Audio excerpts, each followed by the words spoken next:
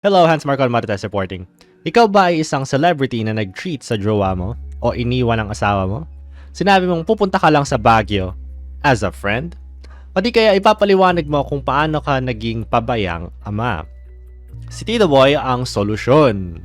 Anyway, dito sa video na to, pag-uusapan natin ng mga moments na pumunta ang mga taong nangaliwa umano sa show ni Boy Abunda para i-explain ang kanilang sarili kaugnay sa kanilang pagiging unfaithful. Pero bago tayo magsimula, mag-like, subscribe kayo at i-click nyo ang notification bell para masabayan nyo ang bago kong mga videos. Nagsimula ang relasyon ni Paolo Contis at Yen Santos noong 2021 nung silang dalawa ay nasa filming ng pelikulang A Faraway Land. Syempre sila rin ay napalayo at naparating sa Baguio as a friend. So she went there as a friend, hindi ko naisip na madadamay siya ng ganito. I'm sorry for this. She was never the reason of our breakup ni LJ. I was. Nagpaliwanag siya sa Fast Talk with Boy Abunda ng kanyang side. Sa mga katanungan dun, ay tanong ko sa iyo ngayon. Si Yen Santos ba talaga ang dahilan ng paghihiwalay ni LJ? Hindi. Hindi. Somehow, medyo matagal na kaming hindi okay.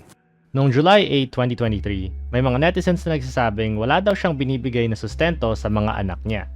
Pumunta siya ulit sa show ni Boy Abunda para ipaliwanag ang kanyang pagiging pabayang ama. Pakinggan natin. May sasabihin ako doon. Kasi ang concern mo ay makikita ka ng mga bata. Pero 10 years, 15 years from now, don't you think about the possibility na ang makikita at maririnig lang ng iyong mga anak ay yung side ni Lian? One day, I'm praying that that opportunity will come at masabi ko yung side ko sa kanila. Diretso sa mga Diretso. anak. Okay, I get that. Kasi sila lang naman yung concern doon sa mga mali ko. Doon sa sustento issue, hindi I don't give. Again, I had my reasons why. Maraming netizens ang nagsabi na napatunayan nila ang tunay na pagkapabayang ama ni Paolo Contis. Watching this guy, I realized how blessed we are to be the children of our Father. Kahit salat sa edukasyon at hirap ng buhay, hindi siya naging Paolo Contis. If you really love our children, support them financially. Kailangan nila ang financial support now habang bata pa. So dito pa lang, makikita mo na si Boy Abunda ay nagbibigay talaga ng platform para makapagsalita sila at ma-explain nila yung side nila ng maayos at wala siyang kontra sa mga sinasabi nila. Mula noong June 13, maraming netizens ang nagsuspect na may relasyon si Richie Rivero at Leren May Bautista. Pumunta si Richie Rivero sa Fast Talk with Boy Abunda para i-confirm na wala naman talagang nangyayari sa kanila ni Leren May Bautista. Nag-cheat ka ba kay Andrea Brillantes? Yes or no? No, Tito Boy. My third party ba? Yes or no? No, Tito Boy. Si Councilor Leren Bautista ba ang dahilan ng inyong paghihiwalay? Yes or no? No. Okay na sana yun eh.